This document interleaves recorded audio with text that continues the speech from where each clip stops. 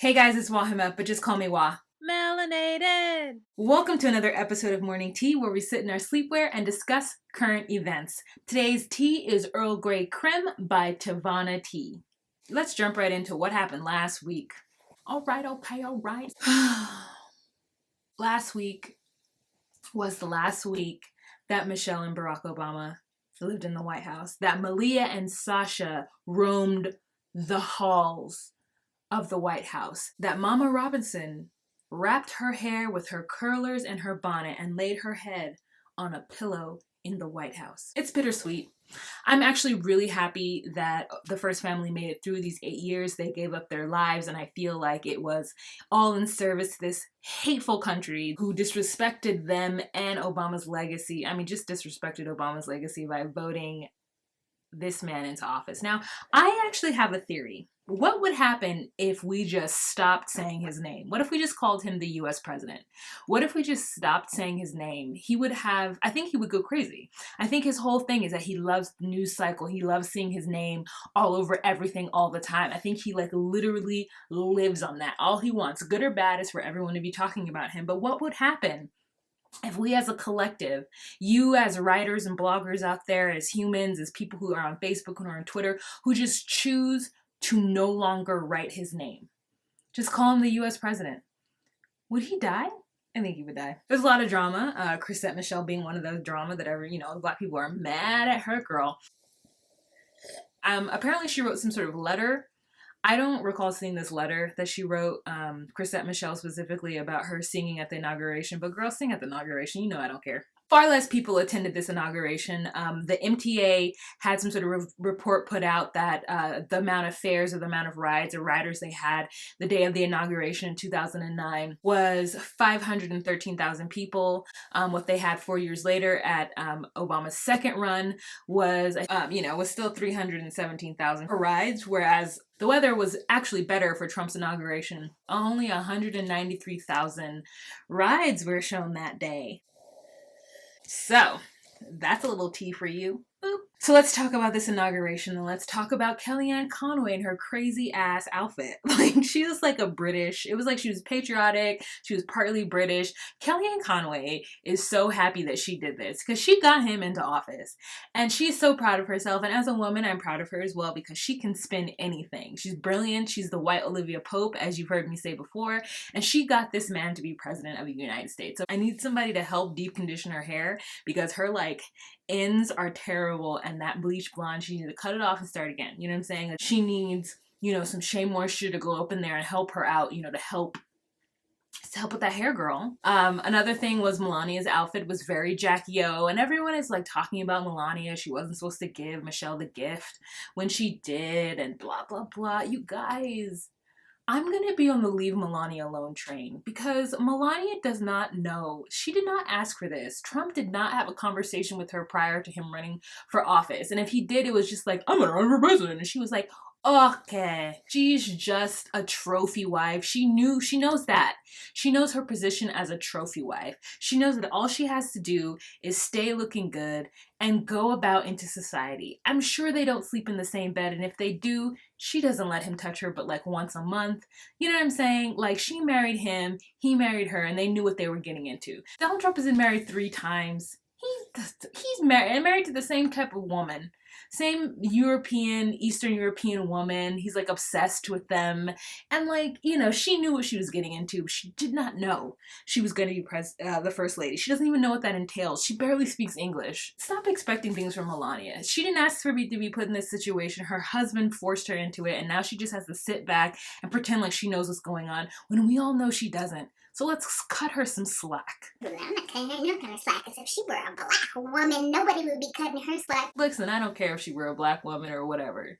I'm gonna cut Melania some slack. If I had been a foreigner and I had come and married an American billionaire, she's living my American dream. Speaking of unqualified, we have Miss Betsy DeVos, who apparently is a billionaire. So Trump has nominated her as Secretary of Education, and she went through her sort of trials with the Senate this week. And let me tell you, Bernie, Tim, And Elizabeth Warren played no games. They had questions, child, and they put Miss Betsy DeVos on the spot. Betsy did not know what to do.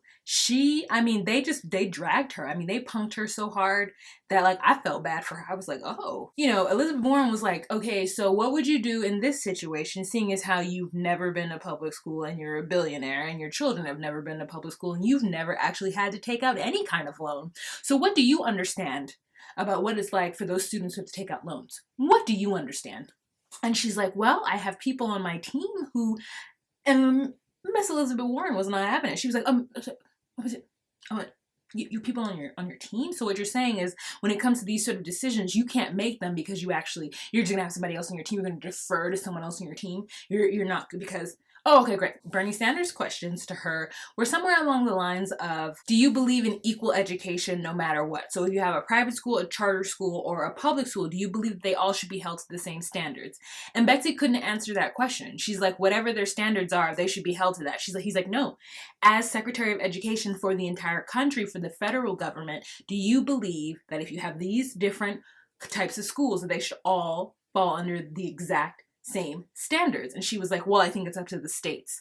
And so, because your state has shitty educational laws, does that mean that you need to suffer under them? Because there are poor families who live in states that don't care about education in certain areas of their states, right? But she couldn't answer that, because in her mind, it should be left up to the states, which I do think some things should be, and something that's as important and mandatory like education should kind of have some standards that go across the entire board, no matter what state you live in. And speaking of that, Maxine Waters, who is the champion for the week, I'm going to go ahead and give her the big boss lady for this week, because Maxine Waters, she came through. She has, I feel like Maxine, maybe she's been on the scene saying a lot, but I always know the name Maxine Waters because being in California, and she's a representative from California. She's been a representative from California since I can remember. I feel like this week she has had it. Obama has left the office, and she is going to say and do whatever she wants to do. Auntie Maxine came out of that meeting with the CIA and was like, just what do you want? I put the funniest meme up on my Instagram because I was just like, that she came out with 21 seconds. She came out for 21 seconds and was like, yes. So Maxine said that Betsy DeVos had never seen the inside of a classroom, which turns out to not be true because because Betsy volunteered sometime between 2012 and 2014 at Grand Rapids, some sort of charter or private school in Michigan, and so she feels like she really understands the people and what the people want. But the thing is that you need somebody in education who really understands not so much the greatness of our education, but the shittiness of our education. I imagine that Betsy comes from a family who respects and understands education. There are many Americans who don't come from families like that. And you have parents who don't give a shit if their kids can read, or, I shouldn't say that. You have parents who don't think it's their job to worry whether or not their children can read. They don't think it's their responsibility to send their kids to school on with a full stomach. They don't think that it's their responsibility. I don't know why I grew up in a house where education was king. Even though education was king, my parents still didn't want to help me with my homework. But there are a lot of families whose parents don't care about education, so they really don't want to help somebody with their homework, right? There are a lot of parents out there who think, well, I went to school and I didn't remember half of what I learned, and look at me now. And I'm like, but exactly where are you? You don't really learn anything new or mind-blowing after probably the 6th grade that you can actually apply to life. That's true, right? We learn our arithmetics, we learn how to read and comprehend and all those things in elementary school, but you do know and you do learn how to apply them to life in high school. You do learn about history and things that make you a learned and knowledgeable individual and open your horizon and make you see things from other standpoints and other perspectives, right? You learn those things after about the 6th or 7th grade.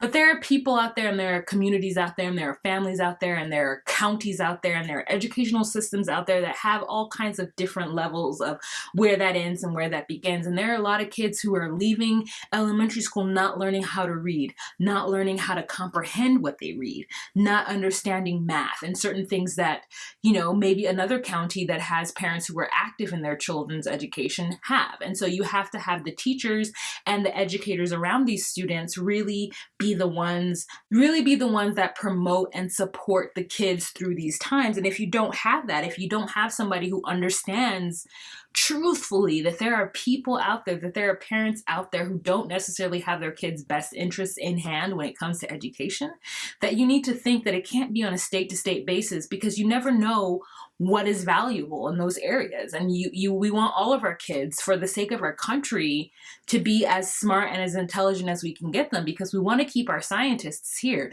We want to keep our inventors and our innovators here in the United States. And we want them to grow and flourish here. And we have to start with a strong educational system. And if Betsy DeVos can't provide that because she really doesn't understand being a billionaire and having all the support and all the understanding of education that she has, maybe she's not the right person for the job. And I think that's what they're trying to point out. Barbara and H.W. Bush are in the hospital. They're both about 91 and 92, and I think they're having sort of respiratory issues. They're doing better now, but you know, for a while there, they were in the ICU, so that was kind of like, oh, they didn't go to the inauguration because they were in the hospital, but it was kind of like, Bush was my first president. The first Bush, Daddy Bush, H.W. Bush, was the first president that I remember being in office. So it was kind of like, oh, okay. I hope they feel better, and I hope they have a speedy recovery. So El Chapo was extradited to the United States on Thursday, and just looking as confused can get. So he was in Mexico living his life, living his dream, and they put him on a plane and sent him to the United States. Like, here you go. Y'all been looking for him. We found him for you. Here you go. Dropped his ass off and was like, charge him with everything you need to charge him. So in Brooklyn, he got charged with like 17 counts of like whatever. I think the biggest count was like drug trafficking, and he was accused of bringing over 100 tons of cocaine into the country over the last 20 years. After the judge explained to him through an interpreter about like what, you know, he was being indicted for and what the charges were brought against him, his response was like, oh, yeah, I understand, but I didn't know that till just now. Like, his fool was really in court like, what? I didn't do, no, that wasn't me. After he has killed so many people for so long, got off the plane looking like, what happened? Not me? Drugs? All right, guys, that's it for this episode of Morning Tea. If you have any questions, comments, or concerns, please leave them down below, and I will see you next week. All right, bye.